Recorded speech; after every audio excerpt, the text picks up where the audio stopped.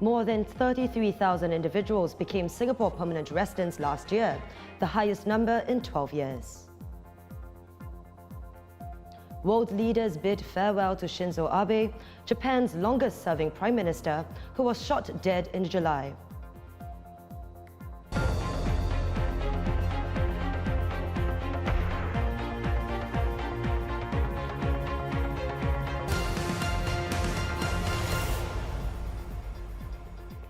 It's Tuesday, September 27th. You're watching The Big Story with me, Chiao Suen. Subscribe to the Straits Times channel to stay up to date with our live news updates. Fresh data on Singapore's population out today. And we begin with one notable trend. The number of permanent residencies granted in 2021 is at a 12-year high. This is the most number of PRs given out since the tightening of the immigration framework in late 2009. In 2021, 33,435 individuals were granted PR, up from 27,470 in 2020. Government's Population in Brief report said that the higher figure was due to the easing of travel restrictions and safe management measures, which previously slowed the new citizenship and PR process. Separately, 21,537 individuals were given citizenship. About 6% of them were children born overseas to Singaporean parents. Of the new PRs, most are aged between 21 and 40. The vast majority, over 80%, have post-secondary qualifications. Most originated from Southeast Asian countries at about 60%, while about 32% were from other Asian countries. About 7% are from other parts of the world. Now, while the number of PRs has gone up, so has the number of Singaporeans living abroad. This year, there were 185,800 Singaporeans living overseas, which is a 3.5% increase from last year. That said, this remains lower than the 200,000 from a decade ago. Meanwhile, Singapore continues to see a population that is getting older faster than before. The percentage of those aged 65 and up has increased to 18.4% in 2022, from 11.1% a decade ago. By 2030, this is projected to shoot up even further to 23.8%. This means about 1 in 4 citizens here will be 65 years old and above. All this from the government's annual Population in Brief report that was out earlier today, which showed that Singapore's population has grown to 5.64 million in June after 2 years of decline. This is up 3.4% from last year. Here's an overall look at where our numbers stand at the moment. Now, citizens make up about 63% of the population, PRs at about 9%, and non-residents, mainly work permit holders in sectors like construction, comprised 28% of Singapore's population. Joining us now is Associate Professor of Economics at the Singapore University of Social Sciences, Walter Theseira. Thanks for joining us today, Walter. So we see the population growth rebounding after 2 years of decline. Do you think this upward trajectory is set to continue? And if so, how likely is it to exceed pre-COVID levels? Well, I want to point out that when you've got a city that's growing, it actually means the city is successful. You know, we're attracting new business, new economic activity, new ideas. That's why we're growing. So the growth of Singapore after COVID means that we continue to be a favored destination for investment and talent. But the catch, of course, is that if you've got growth and you're not ready for it yet, in terms of infrastructure and society, then that's going to cause a lot of pain for Singaporeans. And we've already seen that, people have raised a lot of concerns about property prices, the cost of living, displacement of locals, for example, in the job market. So I think for this growth trajectory to continue, we're actually going to need two things. We will need the economy to continue to be vibrant. That will attract people here. But we also need Singaporeans to believe that the benefits are actually worth the social and other costs. But assuming the economy does well, assuming that we can accommodate the social concerns about immigration, I think we are actually likely to return to and exceed the pre-COVID-19 population levels in Singapore. So speaking of achieving a balance between local and imported talent, the number of new PRs granted in 2021 is the highest since 2010. Presumably this is to make up for the shortfall in 2020. Going ahead, how do you think a balance can be struck between economic and political considerations as Singapore tries to get more talent in?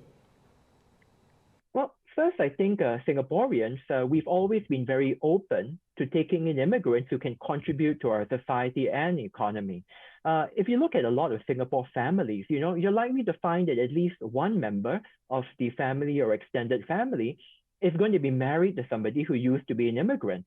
Over the last decade, I think about 1 in 3 or more marriages of a Singapore citizen actually involved a foreigner. So the point is Singaporeans are prepared to accept immigrants who can contribute.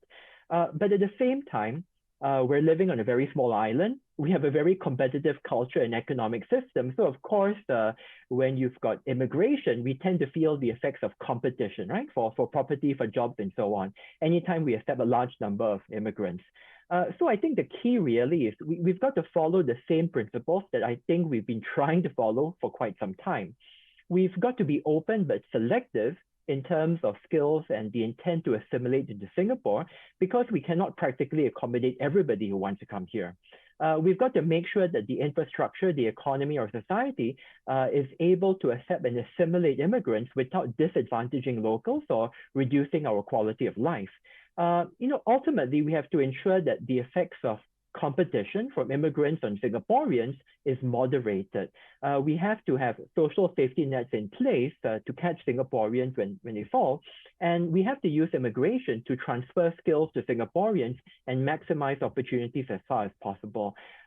Really, it's about making sure that immigration is helping Singaporeans and Singapore become better, not about displacing locals. And I think that's really been the key source of concern when people feel that the balance is maybe a bit further away from making Singapore better and maybe a bit more towards displacement. That's when people get really, I think, concerned. So I think we just have to make sure that the balance is always in favor of making Singaporeans and Singapore better. Now, speaking of ensuring that the balance is sustainable, aside from competition, Singapore's aging population has long been an area of real concern, and the latest data shows that it's only getting worse. What is one key measure that you think can be a game changer in helping Singapore to better deal with the silver tsunami? Well, I think it's difficult to just come up with one key measure because aging is actually a complex issue that affects society much more broadly. And that's because families today were a lot smaller. There are fewer children, fewer extended relatives to support the elderly. And most families today consist of, dual income earners. So it's not so common that you've got family members who can provide part of full-time care for the elderly. And what this means is we actually need a bunch of different measures to help families take care of the elderly better, because the traditional model of family-based care is actually very difficult for people to uphold today. So I think some of the key changes we're likely to meet, we're going to need more flexibility and support at work. And that's because people are increasingly more likely to take time out of their careers to help care for the elderly at various points, okay? So in addition to care for children, they're going to need to spend more time taking care of the elderly. So that's one, support for workers and more flexibility so people can take time out to take care of the elderly. We're also going to need more social services and support for families to help caregivers with aging in place. So, these are things like respite care, daycare for the elderly, home-based health and support services. And we also need more institutional care and support for the elderly because at some point, many elderly cannot have all of their care needs addressed adequately at home. So really, it's got to be a multi-pronged approach at the workplace, at the homes, and also at institutions, so that our elderly can be accommodated more easily and families can also take care of the elderly better. Plenty of things to think about. Thank you, Walter, for the perspectives. Associate Professor of Economics at the Singapore University of Social Sciences, Walter Theseira. In other news, as guests looked on, former Japanese Prime Minister Shinzo Abe's ashes were carried into the Nippon Budokan in Tokyo this afternoon for his state funeral. World leaders in attendance include Prime Ministers Lee Hsien Loong of Singapore Anthony Albanese of Australia, Narendra Modi of India, and US Vice President Kamala Harris. Mr. Abe was Japan's longest-serving Prime Minister, who was shot dead at an election rally in July. Crypto founder KWON tweets that he is not on the run after South Korea said that a red notice has been issued by Interpol to law enforcement worldwide to locate and arrest him. The Terraform Labs co-founder is facing charges linked to the $60 billion collapse of the cryptocurrency Luna. Humanity 1, Asteroids 0. NASA's DART spacecraft earlier today successfully slamming into an asteroid some 11 million kilometers from Earth. Livestream footage shows the vehicle streaking into an asteroid the size of a football stadium. Coming some 10 months after the DART was launched, this was a test of the world's first planetary defense system, which was designed to prevent a potential doomsday meteorite collision with Earth. And those are our top stories for today. Visit straitstimes.com for more news and our YouTube channel for more videos. Subscribe by hitting the red button below. I'm Xiao Suan, and I'll see you tomorrow on The Big Story.